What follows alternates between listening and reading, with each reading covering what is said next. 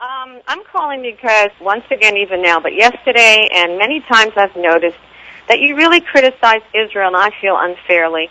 And ignorant people I can understand it, but you're so not ignorant, and you're informed, and you know history, so I don't have to tell you anything more.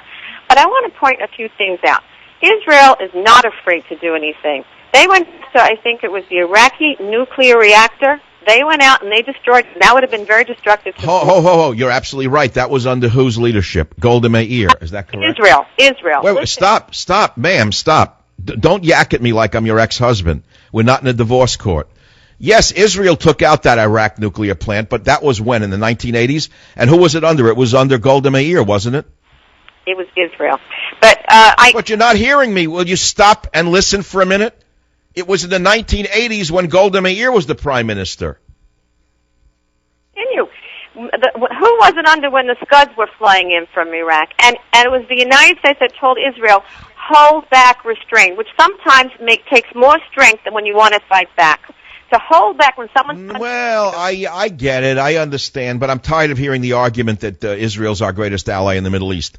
What ally? I mean, they should be doing something about the Sunni presence in Iraq, shouldn't they? Well, Dr. Savage, but you're not answering anything. We're having a rational conversation between two intelligent people. Why should Israel not participate in this war against the Sunni insurgency in Iraq? It's not going to be, it doesn't make any sense. Can you see an Israeli Jewish person fighting alongside half the Muslim population? What, are you kidding me? Oh, so they shouldn't fight at all. It's not their business, but it's our business? It's not a matter of business. Wait. It's not their concern, okay? But it's who? It's America's concern? We should be worried about the Shia and the Sunnis? But the Jordanians are Muslims. They're all Arabs. They know, if anything is anything, they hate the Jew. You're going to have a Jewish soldier fight along a Muslim or Arab soldier? It'll never work out. So, wait, where do you stand on American soldiers fighting in Iraq? Should they be there? I don't want any American soldiers there. Because it could be that out of the thousands of American soldiers who may wind up there, some could be Jewish, so your argument would fall apart. So at least you're consistent in saying we shouldn't be there, and I agree with you. We shouldn't be there. You know what? You're right. But Israelis, for sure, they figure. They hate Israel. They don't even know anything about Israel. They're brought up since 4 years old to say, I'm going to be a suicide. I understand. They're throwbacks. They're monsters. They're not living in the modern world. I get it. Believe me, I know who they are. They're bloodthirsty murderers, all of them. Let's not paint a pretty picture about it. I've been in the Middle East. I know what those people are like. Okay? I understand all of that. But the fact of the matter is I don't want to see another American die because the Sunnis or the Shia or the Shia or the Sunnis, what do I care about them? What does it have to do with me? Yeah, well, you know why? Because you keep ranting and raving about Israel. You really mean about it, and you're not right. You're unfair. Well, no, you're an obsessive about Israel always being right, and that's not fair. That's not true. But you know what? What's right is right. How can Israel be right about everything? How is it possible, if you want to inject Israel into the situation and make Israel suddenly the topic of conversation? Why is Israel right about everything? How can Israel be right or wrong? Israel right or wrong is still right? That's not right. No. I'm talking about this point, what you're talking about. Okay? They can't. There's political reasons behind it. It would create God knows what. It doesn't make any sense, Dr. Savage. I'm not sure I agree. They can provide logistic support. It's in their backyard. They probably know more about it than our own intelligence community does.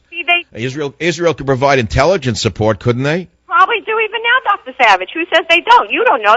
Well, as far as I can tell, Israel has no intelligence whatsoever because the Israel of today is not the Israel of Moshe Dayan and Golda Meir.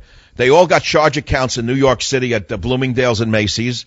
And it's not the Israel of those days with the gung-ho, with the eye patch, and let's go get him. It's not the movie Munich where they put on dresses and went and killed the bastards who killed the Israeli athletes. It's a new Israel. And the fact of the matter is, I'm not so sure they have such great intelligence anymore when you consider that 3 Jewish boys, 16 years old, were hitching, and they were kidnapped by terrorists, and no one knows where these kids are. So where's the Israeli intelligence on that?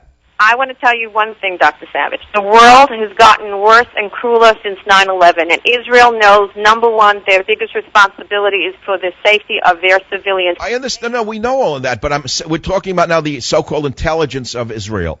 Where is Israel's intelligence if they don't know where these 16-year-old kids are? Size of New Jersey, smaller, and they're surrounded by wolves. Again, you're repeating like you're reading me from a Hebrew book in the 7th grade. Would you listen to a word I say?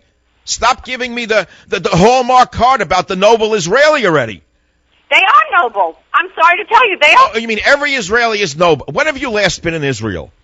Listen to me, Dr. Savage. No, you listen to me. Hey, listen, honey. You listen to me. When were you last in Israel? I'm trying to think. A few years ago. Okay, and every Israeli was noble? You know what? Well, everyone who pushed you in front of a vegetable market was noble? Every Russian who pushed you off a bus line was noble? Are you crazy? Dr. Savage, it's all relative. I'm telling you, have you ever heard of anyone that when Scud missiles or rockets come in flying... Now, stop with the Scuds already. I'd rather talk about Scrod than Scuds. Well, don't be unfair. I think you know more about Scrod than you do about Scuds, frankly. If I asked you about fish, you could tell me where to get a good piece of Scrod instead of lecturing me on Scuds. Okay. Because you're not making any sense. I said to you, stop making all Israelis so noble. It's just not factually possible. Start up with Israel unfairly. Don't be that way. You're too intelligent for it. I'm serious. Whatever. Okay. You know what? As my father would say in his market, God rest his soul, he had a sign, don't go away mad, just go away. It's as simple as that. It's 19 minutes after the hour, whatever.